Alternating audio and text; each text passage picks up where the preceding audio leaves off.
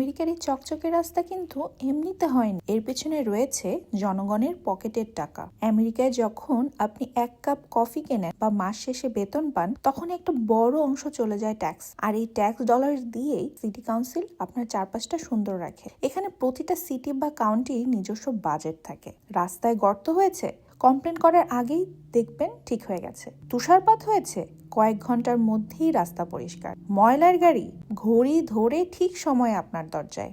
আমরা যা কিনি বা যা আয় করি তার একটি অংশ সরাসরি সিটির ফান্ডে চলে যায়। এটাকে বলে লোকাল ট্যাক্স। শহরের মানুষ যত ভালো চাকরি করে, সিটির ট্যাক্স তত বাড়ে।